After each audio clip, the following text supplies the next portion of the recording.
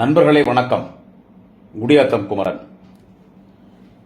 ஈரோடு கிழக்கு தொகுதி இடைத்தேர்தலில் திராவிட முன்னேற்றக் கழகம் போட்டியிடும் என அறிவித்து திராவிட முன்னேற்றக் கழகத்தின் சார்பிலே போட்டியிடுகிற வேட்பாளராக கழகத்தினுடைய கொள்கை பரப்பு இடைச் செயலாளர் அண்ணன் சந்திரகுமார் அவர்களை இன்றைக்கு நம்முடைய மாண்புமிகு தமிழக முதலமைச்சர் கழக தலைவர் தளபதி அவர்கள் அறிவித்திருக்கிறார்.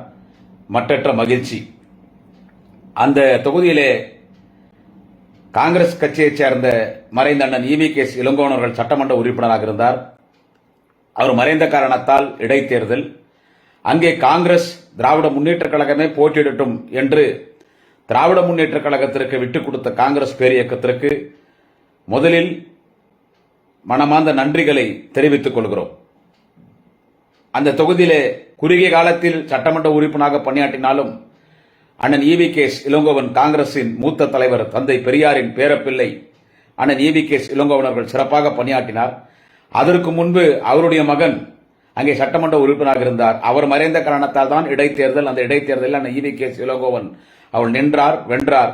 இன்றைக்கு அங்கே திராவிட முன்னேற்றக் கழகம் போட்டியிடுகிறது. ஒரு நல்லதொரு வேட்பாளரை தலைவர் தளபதி அவர்களும் நாளைய தமிழகத்தின் விடிவெள்ளி மாண்புமிகு துணை முதலமைச்சர் வாலிப கலைஞர் உதயநிதி ஸ்டாலின் அவர்களும் அண்ணன் சந்திரகுமார் அவர்களை அங்கே வேட்பாளராக அறிவித்திருக்கிறார். அவர் ஏற்கனவே ஈரோடிலே சட்டமன்ற உறுப்பினராக இருந்தவர் தான். இன்றைக்கு தொடர்ந்து திமுகவினுடைய கொள்கை பரப்பு துணைச் செயலாளராகவும் இன்றைக்கு இணைச் செயலராகவும் பணியாற்றக்கூடிய நல்லவர், வல்லவர், ஒரு பண்பாளர், சிறந்த மனிதர், ஒரு மனிதாபிமானி மிக்க ஒரு வேட்பாளரை தலைவர் தளபதி அறிவித்திருப்பது மகிழ்ச்சி. இந்த தேர்தல் பொறுத்தமட்டில் ஒன்றை மட்டும் இந்த தேர்தல் தமிழக மக்களுக்கு யாரார் வலிமை மிக்க தலைவர்கள், யாரார் வலிமை இழந்தவர்கள், யாரார் வாய்சொல் வீரர்கள் என்பதை இந்த தேர்தல் நமக்கு எடுத்து காட்டுகிறது. இந்த தேர்தலிலே நாம் அடையாளம் கண்டுகொள்ளலாம். யார் உண்மையான தலைவர்கள், யார் போலி தலைவர்கள், யாருக்கு அரசியலிலே ஆண்மை இருக்கிறது, யாருக்கு அரசியலிலே ஆண்மை இல்லை, யாரெல்லாம் வாய்சொல் வீரர்கள் என்பதை இந்த தேர்தல் நமக்கு வெளிச்சம் போட்டு காட்டியிருக்கிறது. ஏனென்று கேட்டால் ஒரு இடைத்தேர்தல் என்று சொன்னால் ஆளுங்கட்சி தான் இடைத்தேர்தலிலே போட்டியிட வேண்டும் என்கின்ற அவசியம் கிடையாது. எதிர்க்கட்சியும் தேர்தலில் நிற்கலாம். அவசியமா எதிர்க்கட்சி தான் நிற்கணும். எத்தனையோ இடைத்தேர்தல்களிலே எதிர்க்கட்சி நின்று வென்றிருக்கிறது. எம்ஜிஆர் தொடர்ந்து முதலமைச்சர், கொடிகட்டி பறந்தார். சினிமா செல்வாக்கில் இந்த நாட்டில் தொடர்ந்து முதலமைச்சராக வருகிறார். அப்படிப்பட்ட ஆனானப்பட்ட எம்ஜிஆர் அந்த நாட்டிலே முதலமைச்சராக இருக்கும் பொழுதே இடைத்தேர்தலிலே திராவிட முன்னேற்ற கழகம் வெற்றி பெற்றிருக்கிற வரலாறெல்லாம் உண்டு. எனவே அதிமுக ஆட்சியில் எத்தனையோ இடைத்தேர்தல்களை திமுக சந்தித்திருக்கிறது. இதுவரை ஒரு இடைத்தேர்தலை கூட திராவிட முன்னேற்ற கழகம் புறக்கணித்ததில்லை. வெற்றி பெறுகிறோமோ இல்லையோ, வெற்றியோ தோல்வியோ, தேர்தல் என்று சொன்னால் வெற்றி தோல்வி சகஜம். தேர்தலில் இடைத்தேர்தல் சொன்னா நிக்கணும். அப்பதான் அந்த கட்சியை மக்கள் மதிப்பாங்க. தொடரடிங்க மாதிரி, கைலாவாதவங்க மாதிரி பயந்து போய் கோழைத்தனமா ஒளியக்கூடாது. அரசியலில் ஆண்மை இல்லாமல் ஓடி ஒளியக்கூடாது.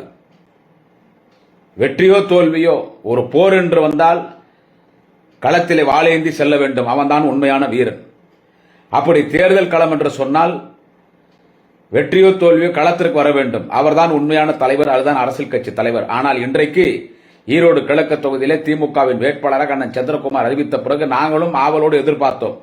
நானும் தொடர்ந்து சமூக வலைத்தளம், ஊடக விவாத மேடைகளிலே பேசும் பொழுது தெம்பு இருந்தால், திராணி இருந்தால், அரசியலிலே ஆண்மை இருந்தால், தைரியம் இருந்தால் எடப்பாடி பழனிசாமி ஈரோடு கிழக்கு தொகுதி இடைத்தேர்தலிலே தன்னுடைய அதிமுக சார்பிலே வேட்பாளரை நிறுத்த வேண்டும், களத்திற்கு எடப்பாடி பழனிசாமி வர வேண்டும் என்று பேசினேன்.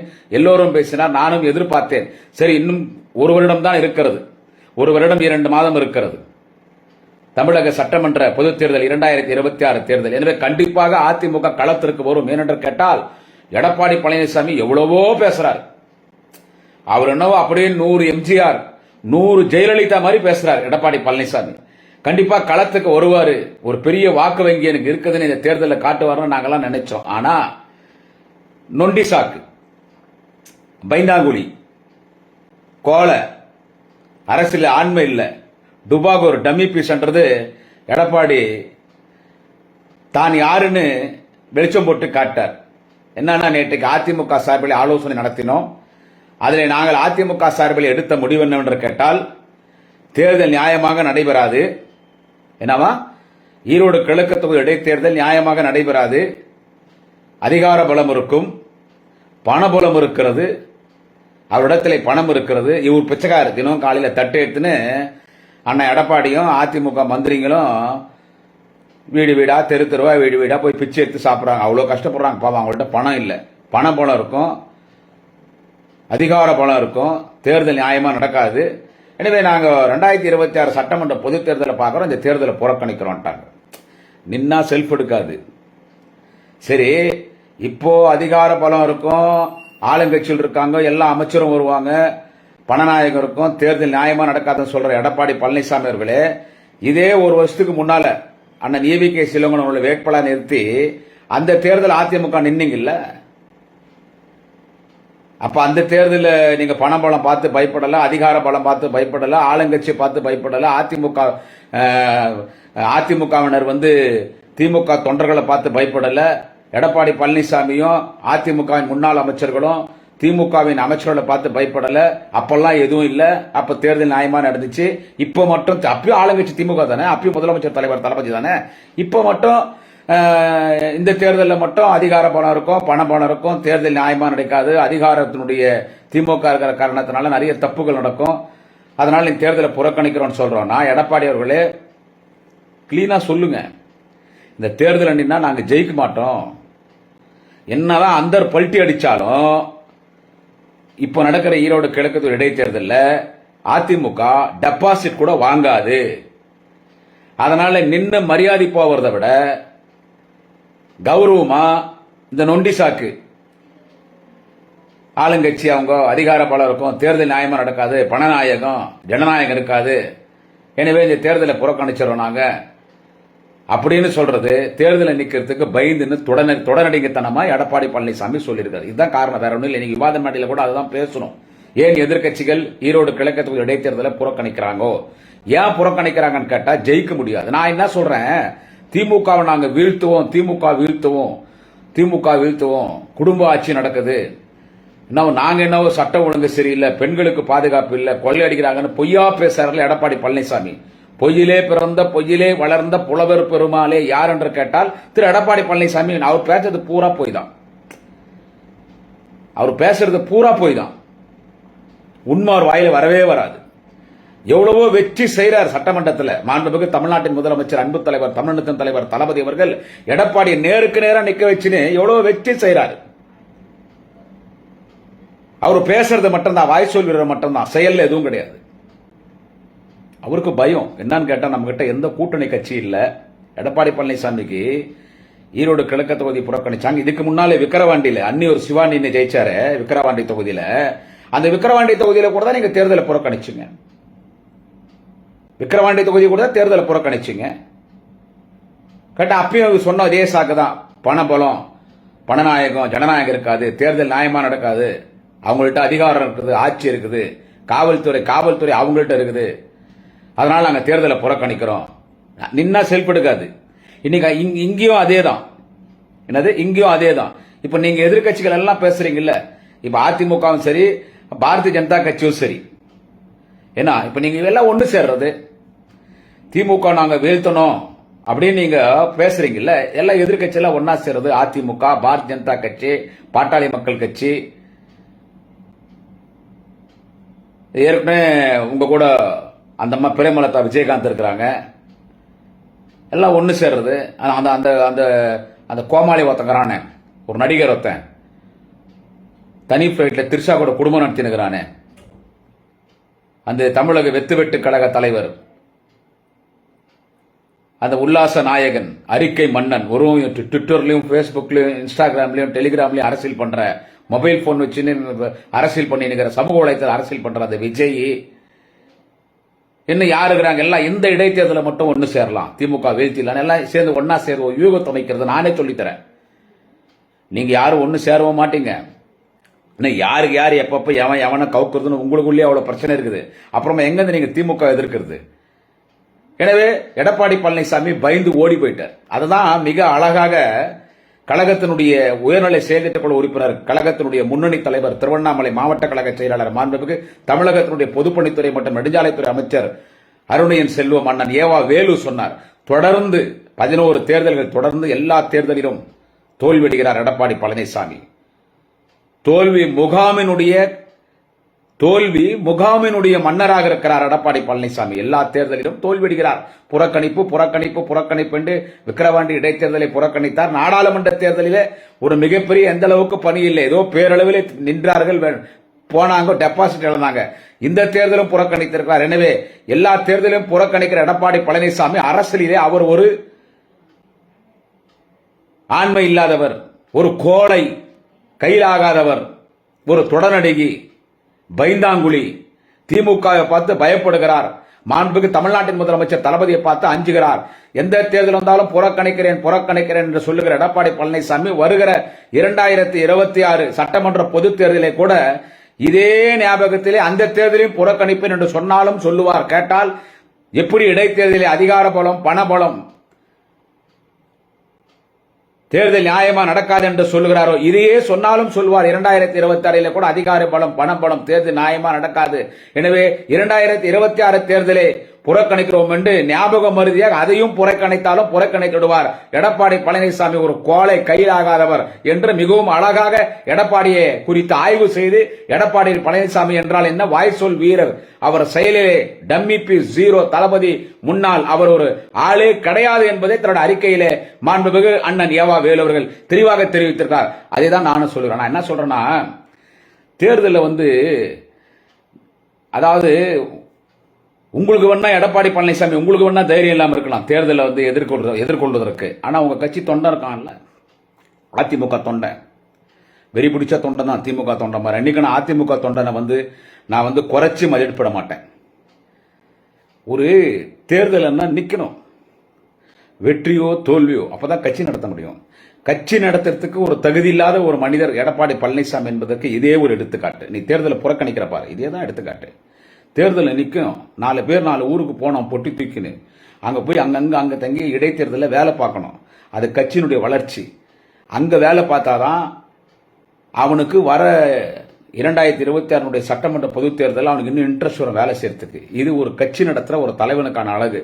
ஒரு சாதாரண குடியாத்த குமரன் தெரிஞ்சது கூட எம்ஜிஆர், ஜெயலலிதா வழிநடத்திய கட்சிக்கு இன்றைக்கு பொதுச் செயலாளர் இருக்கிற எதிர்க்கட்சி செயலாளர் எடப்பாடி பழனிசாமிக்கு தெரியவில்லை என்று சொன்னால் நீங்கள் எல்லாம் தலைவர் தளபதி குறித்து பேசுவதா? இதெல்லாம் நொண்டி சாக்கு. அவங்க ஆளுங்கட்சியில் இருக்காங்க, அவங்கள்ட்ட அதிகாரி பலம் இருக்குது, பண பலம் இருக்குது. நீங்க என்ன பிச்சைக்கார மாதிரி உங்கள்ட்ட பணம் இல்லாத மாதிரி பண பலம் இருக்குது, தேர்தல் நியாயமா நடக்காதுன்றதெல்லாம் என்ன? எல்லாரும் என்ன நியாயமா நடக்காது? எல்லாம் மிஷினு. போறான், பட்டன் அமுத்த போறான். அது போய் என்ன தேர்தல்? மக்கள் யாருக்கு விரும்புறாங்களோ அவங்களுக்கு பட்டன் அமுத்த போறாங்க. வரத்தான களத்திற்கு இன்னும் பெருசா நீங்க என்ன பெரிய வீர மாதிரி பேசுறீங்க. என்ன பேச்சுடப்பா எடப்பாடி பழனிசாமி, இன்னும் கோபமா. ஆனா செயலில் பார்த்தா ஒன்னும் இல்ல, ஜீரோ. இதே போன அண்ணன் ஈவிகே இளங்கோவன் அவர்கள் ஈரோடு கிழக்கு தொகுதியில நின்னார் இல்ல, ஈரோடு கிழக்கு தொகுதியில் அண்ணன் ஈவிகே இளங்கோவன் அவர்கள் நிற்கும் போது அங்க பிரச்சாரத்துக்கு வரும்போது எடப்பாடி பழனிசாமி என்ன பேசுனீங்க? எதிர்க்கு நான் தான் ஜீப்ல வந்திருந்தேன். நான் எதிர்க்கு நீங்க பேசுறது நான் லைவா பார்த்தேன். என்ன பேசுனீங்க அங்க?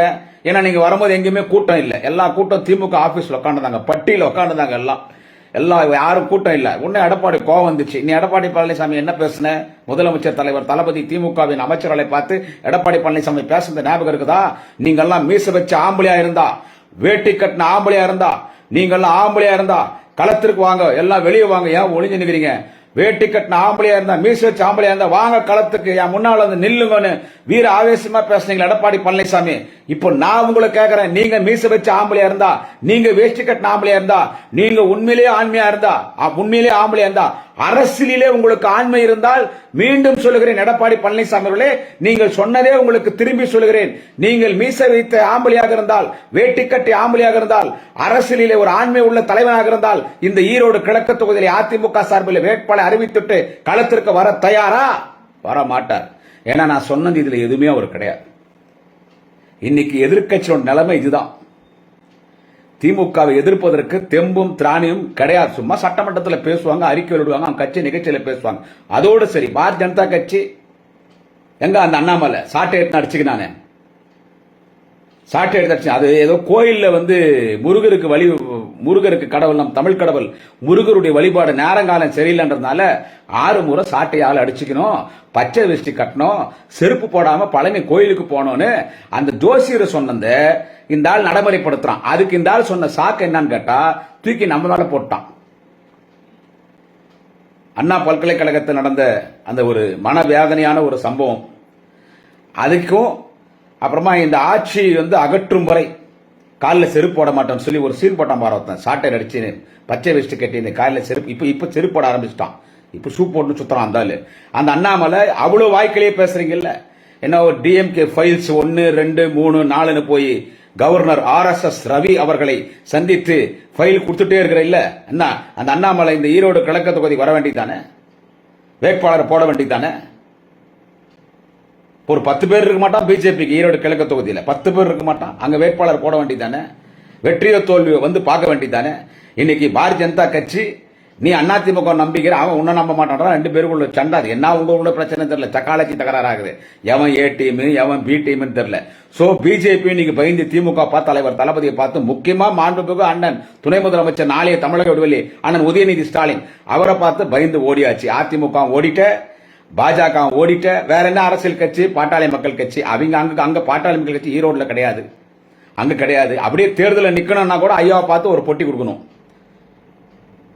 தேர்தலில் நீங்களாவது நில்லுங்களேன், அதுக்கு ஒரு பொட்டி ஒன்று கொடுக்கணும், நல்லா பெருசா கொடுக்கணும் பொட்டி. இப்பெல்லாம் ஒரு பொட்டி கொடுத்துருந்தீங்க, இப்பெல்லாம் 2 பொட்டியான அப்பனும் புள்ளையும் பிரிஞ்சுட்டாங்க சண்டை போட்டுன்னு. பெரிய மாங்காவும் சின்ன மாங்காவும் பிரிஞ்சிருச்சு. பெரிய மாங்காவுக்கு தனி பொட்டி கொடுக்கணும், சின்ன மாங்காவுக்கு தனி பொட்டி கொடுக்கணும். என்ன கொடுத்தாலும் அங்க ஓட்டு கிடையாது பாமக. சோ அந்த கட்சியும் காலி. என்ன சொல்றது, அந்த கட்சியும் காலி. அந்த அம்மா தேமுதிக, அந்த அம்மா பிரேமலதா நான் நிக்கிறேன்னு அந்த அம்மா. எடப்பாடி கூப்பிட்டார், வாமா இங்க. எங்களுக்கே செல்ஃப் எடுக்கல. எம்ஜிஆர் ஆரம்பிச்ச கட்சி, எங்க அம்மா ஜெயலலிதா வழிநடத்தின கட்சி. இன்னைக்கு நாங்க எதிர்கட்சியா இருக்கிறோம். அங்க திமுக கிட்ட போய் நம்ம நிக்க முடியாதுங்க. நாங்களே முடியாம பணநாயகம், அதிகார பலம் இருக்கும், தேர்தல் நியாயமா நடக்காதுன்னு ஏதோ ஒரு நொண்டி சாக்கு சண்டு ஓடி வந்துட்டோம்.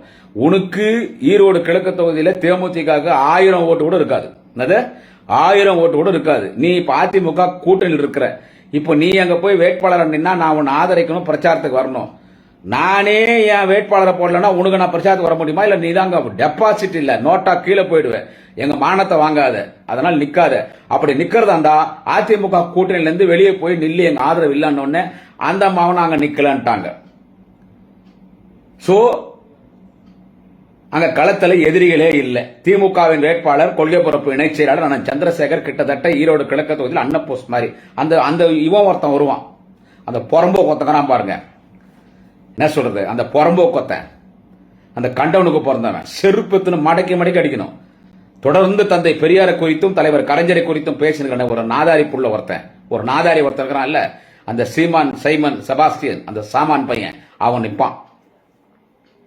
ஆமா, அவன் நிப்பான். அவன் ஈரோடுல நின்னான்னு வச்சுங்க, எவ்வளவு அவனை பத்தி எவ்வளவு பேசியாச்சு அவனை பத்தி. அவன் அங்க ஈரோடுல நின்னான்னு வச்சுங்க. நான் அந்த ஈரோடு மக்களுக்கு ஒண்ணு சொல்றேன். நான் அண்ணன் EVK இளங்கோவன் அங்க நிற்கும் போது 1 மாசம் நான் அங்க இருந்தேன். நான் 1 மாசம் அங்க இருந்தேன். அங்க 1 மாசம் இருந்து நாங்க மாண்புமிகு அமைச்சர் அருணையன் செல்வம், அண்ணன் ஏவாவேலு, மாண்புமிகு அமைச்சர் மலைக்கோட்டை சிங்கம் அண்ணன் KN நேரு, வேலூர் மாவட்ட திமுக செயலாளர் இளம்புயல் அண்ணன் AP நந்தகுமார் MLA தலைமையில் தெருவா ஓபன் ஜிப்ல நாங்க பிரச்சாரம் பண்ணுவேன். எனவே அந்த தெருத்துறா 2007 இருந்து எனக்கு ஒரு தொடர்பு உண்டு. அண்ணன் ஈரோடு இறைவன் கழக இலக்கியனுடைய இணைச் செயலாளர். அவர் எங்களை கூட்டத்துக்கு கூட்டு போவார். NKK பெரியசாமி அவர் மாவட்ட செயலராக இருக்கிற காலத்துல இருந்து நாங்க ஈரோடுல தொடர்ந்து கூட்டம் பேசுறோம். ஈரோடு மக்களை குறித்து எனக்கு நல்லா தெரியும். அந்த ஈரோடுன்னா நமக்கெல்லாம் என்ன ஒரு பெருமை, தந்தை பெரியார். எல்லா திராவிட இயக்கத்திற்கும் அவர் தலைவர். தந்தை பெரியார் இந்தியா முழுக்கும் ஒடுக்கப்பட்ட பிற்படுத்தப்பட்ட, மிகவும் பிற்படுத்தப்பட்ட, தாழ்த்தப்பட்ட சிறுபான்மை மக்கள் எல்லோருக்காகவும் உரிமைகளுக்காக குரல் கொடுத்த தலைவன் பெரியார். பெண் உரிமைக்காக போராடிய தலைவன் பெரியார். ஒரு மனுஷனா எப்படி இந்த மண்ணில் வாழணும், ஆனா கொஞ்சம் கடுமையா பேசுவார். ஆனா ஒரு மனுஷனா இந்த மண்ணில் எப்படி வாழணும்னு சொன்னவர் தந்தை பெரியார். அவரெல்லாம் இல்லைன்னா நம்மெல்லாம் யாரும் இல்லை. சமூக நீதி தலைவர்கள் இந்த பூமி பந்தில் யார் என்று கேட்டால், நான் இந்திய மண்ணில் மட்டும் சொல்லவில்லை, இந்த பூமி பந்தில் சமூக நீதி தலைவர்கள் யார் என்று கேட்டால் பாபா சாஹேப் டாக்டர் அம்பேத்கர், தந்தை பெரியார், தமிழினத்தின் தலைவர் டாக்டர் கலைஞர், இந்த 3 தலைவர்கள் தான். அந்த பெரியார, தலைவர் கலைஞரை இவன் சீமான் சொல்ற இந்த பிராஸ்டியூட் சன்னு, இந்த பொலிட்டிக்கல் பிம்பு, இந்த பிஜேபி ஏஜென்ட்டு, இந்த பிஜேபி புரோக்கரு சீமானு, அந்த சாமான் பையன் பெரியாரை எப்படி பேசுறான், அதை மனசுல ஒரு நிமிஷம் நினைச்சு பாருங்க. இதுல யாரும் அரசியல் பண்ணல, தொடர்ந்து பெரியாரை பேசுறான். அவனை அடிக்கணும், ஆனா அவனை யாரும் ஒன்றும் பண்ணல. நாங்களே எவ்வளோ பேசி பேசி பேசி பேசி 4 நாள் 5 நாள் அதை நினைக்கும் போது அப்படியே தூக்கம் வர மாட்டேது, அப்படியே கோபம் வருது எனக்கு. அப்படியே கத்தி எத்தனை குத்தி போடாமன்னு கோபம் வருது. அவன் பெரியாரையும் தலைவர் கலைஞரும் பேசும்போது இன்னைக்கும் பேசுறான், அப்படிதான் பேசுவான்றான். இல்ல அவன் தொடர்ந்து ஆரம்பத்திலிருந்து அவன் பெரியாரை எதிர்க்கிறான்னா, அவன் பெரியாரை எதிர்ப்பாளர், ஆரம்பத்திலிருந்தே பெரியாரை எதிர்க்கிறான் பாருலாம். ஆனா இவன் நீங்க சோசியல் மீடியால பாருங்க, இவன் பெரியார் போட்டோ வச்சுன்னு எங்கேயோ ராமநாதபுரம் கமுதியோ கழுதியோ ஏதோ எங்கேயோ நான் எங்க இருந்தோ வரேன், அங்கிருந்து வந்து இன்னைக்கு நான் சினிமாவில் ஒரு இயக்குநராக இருக்கணும்னு கேட்டா அதுக்கு காரணம் எங்களுடைய தந்தை பெரியார், எங்க தாத்தா, எங்க பாட்டன், எங்க கலவன் பெரியார்னு பேசுறான். பெரியார்னு பேசிட்டு இன்னைக்கு பெரியாரை எவ்வளவு ஈழ்வா பேசுறான். கலைஞர் எப்படி பேசுறான்? எல்லாரும் தர்மபுரியில் அண்ணன் செங்கன்னு ஒரு திமுக ஒன்றி செயலாளர் நாம் தமிழர் கட்சி மேடையில் ஏறி வச்சாருப்பாரு. அந்த மாதிரி திமுக ஒரு தொண்டரும் செங்கண்ணனா மாறணும். அவன் நம்மள யாரும் ஒன்னும் பண்ண முடியாதுன்னே பேசிட்டு இருக்காங்க. அந்த சீமான் சாமான் பையன் இருக்கிறான்ல, அவன் நம்மள யாரும் ஒன்னும் பண்ண முடியாதுன்னு நினைச்சுன்னு பேசுறான். அதுவும் உண்மைதானே. காவல்துறை ஆணையாளர் மரியாதைக்குரிய ஐயா அருண் அவர்களை பேசுறான், காவல்துறை பேசுறான், நீதிமன்றத்தை பேசுறான், எல்லாரும் பேசுறான். இது வரைக்கும் அவன் அப்படியே வளாச்சுட்டே இருக்கான், சுத்திட்டே இருக்கான். இது வரைக்கும் மதுரையினுடைய உயர் நீதிமன்றம் அவன் மீது நடவடிக்கை எடுங்கன்னு சொல்லி நீதிபதி கருத்து தெரிவிச்சிருக்கிறார். இது வரைக்கும் காவல்துறை அவன் மீது வழக்கு பதிவு பண்ணாங்களா என்னன்னு கூட தெரியல. அவன் பேசுறான். அவனை பத்தி பர்சனலா நான் பேசிட்டா, இன்னைக்கு திமுக முன்னணி தலைவர்கள் எல்லோரும் சொல்றாங்க, பெரியாரை பத்தி அவன் பேசினாலும் அவனுடைய பிறப்பில் எங்களுக்கு சந்தேகம் இருக்கிறதுன்றாங்க. அதுதான் உண்மை. அது அவன் பிறப்பு என்னன்னு எனக்கு தெரியும். அவனுக்கு அப்பா யாருன்னு அவனுக்கே தெரியாது. அதான் உண்மை. அவங்க அப்பா சீமான இப்போ சமீபத்தில் 1 வருஷத்துக்கோ 2 வருஷம் முன்னாடி எங்க அப்பா இறந்துட்டாருன்னா, மாண்புமிகு தமிழக முதல்வர் தலைவர் தளபதி கூட உண்மையிலே அவங்க அப்பா தான் இறந்துட்டாருன்னு நினைச்சுன்னு போன் பண்ணி ஆறுதல் சொன்னார். ஆனா உண்மையிலே இறந்தது அவங்க அப்பா இல்ல, அவங்க அம்மானுடைய புருஷன். சீமான அம்மானுடைய புருஷன் இறந்துட்டாங்க. அவங்க அப்பா யாருன்னு அவனுக்கு தெரியாது, அவங்க அம்மா கூட நினைவு இல்லை. வீட்டுக்கு ஒரு 50 பேர் வந்து போயின்னு, ஒரு 2 பேர் வந்து போனா பேர் ஞாபகம் இருக்கும். ஒரு 50 பேர் வந்து போயினே இருந்தாங்கன்னா 50 பேர் ஞாபகம் வச்சுக்க முடியுமா? பாவம் அந்த வயசான அந்த அம்மாவுக்கும் ஞாபகம் இல்லை யாரு சீமான் பிறக்கிறதுக்கு யாரு காரணம். அதுதான் சொல்றது, அவன் பிறப்பில சந்தேகம் இருக்கிறது. அவன் அப்படிதான் பேசுவான். கட்டின பொண்டாட்டியே இவனால மெயின்டைன் பண்ண முடியாது, இவனால புள்ள கொடுக்க முடியாதுன்றதுனால சாட்டை துறைமுகனுக்கு தாரை வார்த்தை கொடுத்துட்டான். சாட்டை துறைமுகனுக்கு பிறந்த 2 குழந்தைகளை என்னுடைய குழந்தைங்கன்றான். இது எல்லாருக்கும் தெரியும். இப்போ இவன் இல்லாத நேரத்தில் சாட்டை துறைமுருகன், இடும்பன் கார்த்தி, இப்படிப்பட்ட ஆட்கள் சீமான் வீட்டுக்கு போய் வந்துனே இருப்பாங்க. இவன் ஒரு சில நேரத்தில் லைட் பிடிப்பான். ஏன்னா இவனால முடியாது இல்ல. அதனால இவங்கிட்ட இருந்த சக்தி பூரா பெங்களூர் நடிகை விஜயலட்சுமி கிட்ட போயிடுச்சு. நடிகை விஜயலட்சுமி கிட்ட போயிட்டு இப்ப பெரியாரை பத்தி இவன் எதிர்த்து பேசுறான். இவனுக்கு பிஜேபி ஜாலரா அடிக்கிறான். இவனே பிஜேபி மலத்தை சாப்பிடறவன் தானே சாமான் செபாஸ்டியன். இந்த புறம்போக்கு எச்சப்பொறிக்கு என்ன சொல்றது, இந்த தாயோலி மகன், உங்க அக்கால ஒளி, உங்க அம்மால இவன் சீமானுங்கிறான. இவனே யாரு? இவன் பிஜேபி கார காசு கொடுத்து தானே இவன் கட்சி நடத்துறான், தேர்தலில் நிக்கிறான். பிஜேபி RSS மலத்தை சாப்பிடறவன் தானே இவனை. பிஜேபி அந்த H ராஜா, நரம்படி நாராயணன், அந்த சவுத்தில் இருக்கிற பள்ளிக்கு 2 முறை டிபி நோய் வந்தா எப்படி இருக்கும் அதே மாதிரி இருக்கிற அந்த H ராஜா இவனுக்கு சப்போர்ட். ஏன்னா பெரியார் எதிர்க்கான உடனே இன்னைக்கு அந்த அம்மா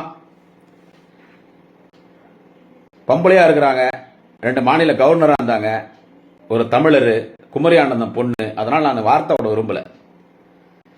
அது எங்களுக்கென்று ஒரு ஆள் கிடைத்து விட்டார்கள். இன்றைக்கு நாங்கள் எப்படி பெரியாரை எதிர்க்கிறோமோ அதுபோல் அண்ணன் சீமான் அவர்கள் கூட இப்பொழுது பெரியாரை எதிர்ப்பது இன்றைக்கு பாஜகவுக்கு வலிமை சேர்த்திருக்கிறது. இன்றைக்கு அவர் தொடர்ந்து பெரியாரை எதிர்ப்பது எங்களுக்கு மகிழ்ச்சியாக இருக்கிறது. எங்களுக்கு ஒரு ஆள் சேர்ந்திருக்கிறது. இன்றைக்கு பாஜக வலிமை அடைந்திருக்கிறது. நான் அந்த திருமதி தமிழிசை அவர்களை கேட்கிறேன், 2 மாநில கவர்னர் நீங்க, பெரியார் இல்லைன்னா நீங்க கவர்னரா இருக்க முடியுமா?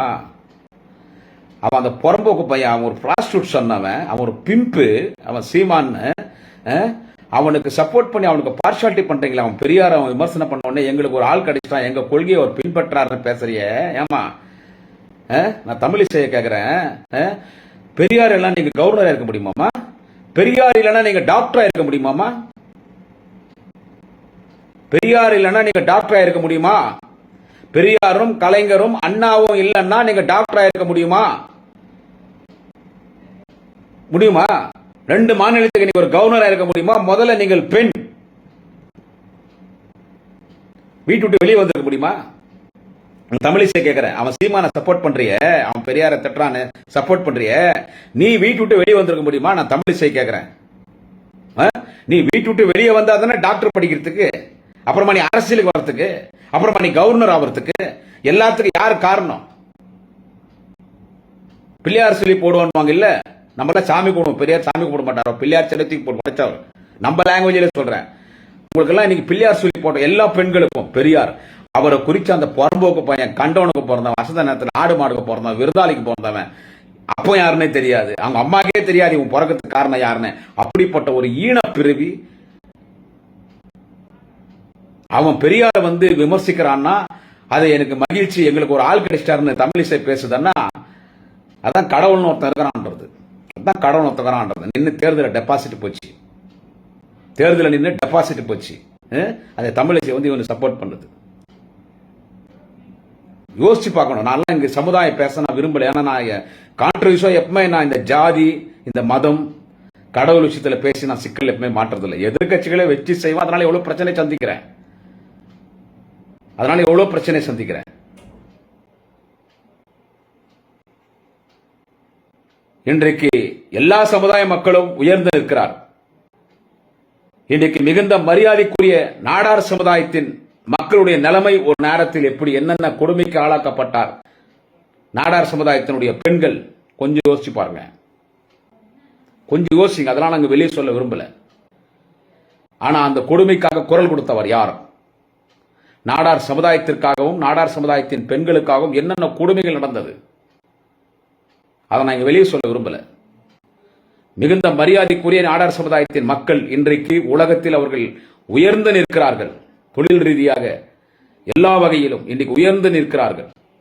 ஆயிரக்கணக்கான ஏழை தொழிலாளர்களுக்கு இன்றைக்கு வேலைவாய்ப்பு தருகின்ற அளவுக்கு ஒரு மிகப்பெரிய தொழிலதிபர்களாக, கல்வியாளர்களாக, இன்றைக்கு ஐடியிலே எல்லா துறையிலும் இன்றைக்கு நாடார் சமுதாயத்தின் மக்கள் உயர்ந்து நிற்கிறார்கள். ஆனால் ஒரு காலத்தில் நாடார் சமுதாயத்தின் மக்களுடைய நிலைமை என்ன? நாடார் சமுதாயத்தின் பெண்கள் எப்படி அவர்கள் எல்லாம் கேவலப்படுத்தப்பட்டார்கள், அதை நாங்கள் வெளியே சொல்ல விரும்பல. எவ்வளவு கொடுமைக்கு ஆளாக்கப்பட்டார் அப்பாவி நாடார் சமுதாயத்தின் பெண்கள். அதுக்காக குரல் கொடுத்த தலைவன் யார்? முதல் தந்தை பெரியார். அதை நீங்க ஞாபகம் வச்சுங்க மேடம், தமிழிசை மேடம், அதை ஞாபகம் வச்சுங்க. முதல்ல அவன் பேசுறான், அவன் புறம்போக்காவன். நீங்க ஒரு நல்ல குடும்பத்தில் பிறந்திருக்கீங்க அக்கா தமிழிசை அவர்களே, நல்ல குடும்பத்தில் பிறந்திருக்கிறீங்க. குமரியானந்தன் மிகப்பெரிய தமிழறிஞர், 2 மாநிலத்துக்கு கவர்னரா இருந்திருக்கீங்க. பெரியார் விமர்சனம் பண்ணலாமா? அவன் பண்றானா அவனுக்கு நீ ஒத்து ஊதுறிய, அவனுக்கு நீ ஒத்து ஊதுறிய தகுமா இது? இதெல்லாம் மக்கள் யோசிக்கணும். இன்னைக்கு அந்த சீமான் சைமான் அவன் வரான் ஈரோடு கிழக்கு தொகுதியில, அவனை செருப்ப கட்டாடிங்க. நம்ம மண்ணில் பிறந்த ஒரு தலைவன் பெரியார உலகமே போற்றுகிறது, இன்னைக்கு உலகமே பாராட்டுகிறது, உலகமே தந்தை பெரியார் என்று சொல்லுகிறார். வட மாநிலத்தில் இருக்கிற வடகான்ஸ் கூட மாயாவதி என்று சொல்லக்கூடிய ஒரு கட்சியின் தலைவர் அந்த மண்ணிலே பெரியார் படத்தை காட்டி ஆட்சிக்கு வந்தார். ராமாயண மகாபாரதம் பிறந்த மண்ணில் மாயாவதி ஆட்சிக்கு வருகிறார், பெரியார் படத்தை காட்டி. அவ்வளவு பெரிய பெரியார இந்த கண்டவனுக்கு பிறந்தவன் ஒரு பிராஸ்டியூட்ஸ், ஒரு பிம்பு, அவன் சீமான் சாமான், அவன் விமர்சனம் பண்றான். என்ன சொல்றது, அவங்க வீட்டுல இருக்கிற பெண்களை கூட கூட்டி கொடுக்கறான். அரசியல்ல அவன் முன்னேறணும், அவன் வீட்டுல இருக்கிற பெண்களை கூட்டி கொடுக்குறான், ஊத்தி கொடுக்குறான். சீமான் சைமன் சாமான் அவன் வரான் ஈரோட்ல, அவனை செருப்பு நடிகர் நாம் தமிழர் கட்சிக்கார தெருவில் நடந்து வந்தானா, பெரியார விமர்சனம் பண்றியா, கலைஞர் விமர்சனம் பண்றியான்னு அவனை செருப்பு அடைங்க மட்டும் தான் நிற்பான். வேற எல்லாம் புறக்கணிச்சாச்சு. அவர் இன்னொருத்தர், அவர் ஒரு பெரிய புடங்கி, அவரு ஆமா, அவர் ஒரு பெரிய புடுங்கி. ஆமா, நடிகர் விஜய் தமிழக வெத்து கழக தலைவர். ஆமா, பிஜேபியினுடைய ஏ டீம், பி டீம் இல்ல, நான் இப்ப அடிக்கடி சொன்னதான். பிஜேபி 2000 கோடி ரூபாய் பணம் கொடுத்தான் விஜய்க்கு கட்சி ஆரம்பிக்க சொல்லி ஆரம்பிச்சிட்டான். அப்புறமா இன்னொரு 100 கோடி ரூபாய் கொடுத்தான் மாநாடு நடத்த சொல்லி. எனவே எப்படி இந்த சீமன் சாமான் இந்த புறம்போக்கு எச்சப்பொறிக்கை இந்த சீமான் பையன் பிஜேபியினுடைய மனத்தை சாப்பிடறானோ, பிஜேபியினுடைய புரோக்கர் ஏஜென்டா பிஜேபிக்கு பி டீம் ஆகிறானோ, அந்த மாதிரி நடிகர் விஜய் பிஜேபியினுடைய ஏ டீம் அவன் சொல்லி தான் கட்சி ஆரம்பிச்சுக்கிறான். இவன் நடிகர் விஜய் தன்னுடைய ஆசை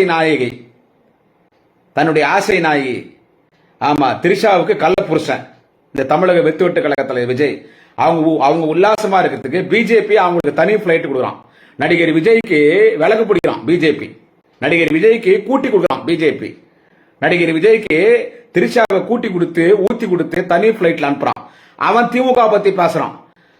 தேர்தல் வாக்குறுதி நிறைவேற்றல, நீட்டை ரத்து பண்றேன்னு சொன்னீங்களே, தேர்தலில் ஜெயிச்சிட்டீங்க, 40 தொகுதி ஜெயிச்சிட்டீங்க, எங்க நீட் ரத்து பண்ணீங்கன்னு கேக்குறான். அவனுக்கு மண்டியில் அறிவுக்கு தான் என்னன்னு தெரியல. அது என்ன பண்றது, எல்லாம் பூரா ட்ரக்ஸ், கஞ்சா, சரக்கு, திரிஷா மாதிரி பெண்களோடு மோகம், எல்லாம் மூளெல்லாம் மங்கி போச்சு. ஏயா நான் நடிகர் விஜய கேக்குறேன், என்னவோ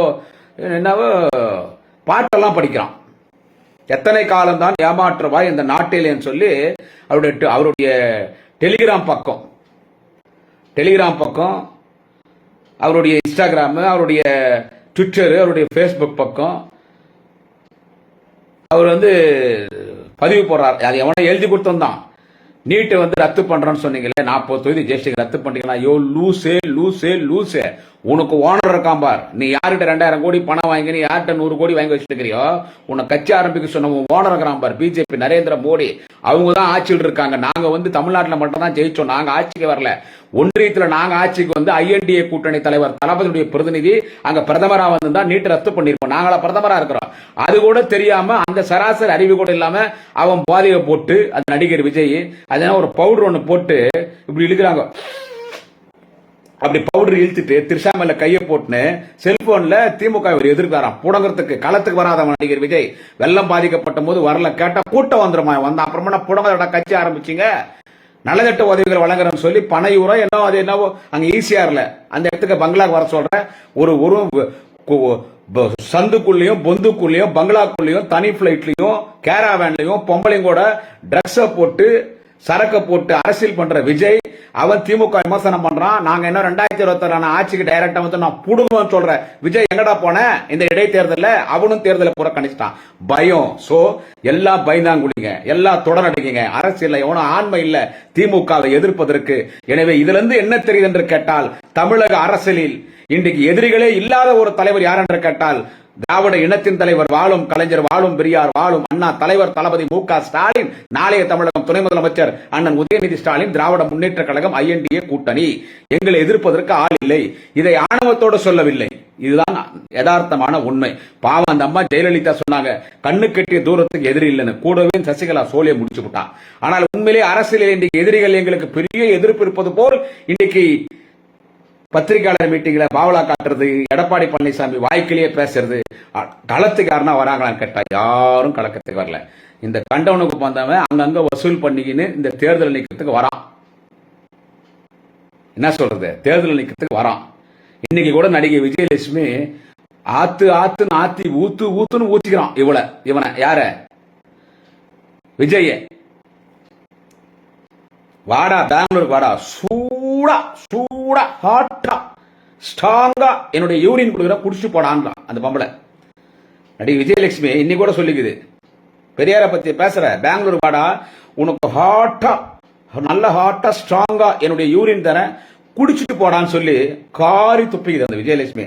அவன் மொத்தம் வருவான், அவனை செருப்பு கைட்டு நடிங்க. எனவே இந்த களத்திலே பார்க்கும் பொழுது ஒரு யதார்த்தமான இந்த தேர்தலிலே ஒரு உண்மை என்னவென்று கேட்டால், இன்னும் 1 வருஷம் தான் இருக்குது. அந்த 1 வருஷத்துல நாங்க 2026 தேர்தலை நாங்க பாத்துக்கிறோம். அப்ப களத்துக்கு வரோம்னா, விக்கிரவாண்டி புறக்கணிச்சு அதிமுக நாடாளுமன்ற தேர்தல் நீங்க தேர்தலே சரியா பயன்படுத்தல. ஏதோ பேருக்கு ஒரு வேட்பாளர் போட்டு சுத்திட்டு இந்த தேர்தலும் புறக்கணிச்சுட்டு 2024 டைரக்டா ஜெயிப்பா எடப்பாடி சொல்றேன்.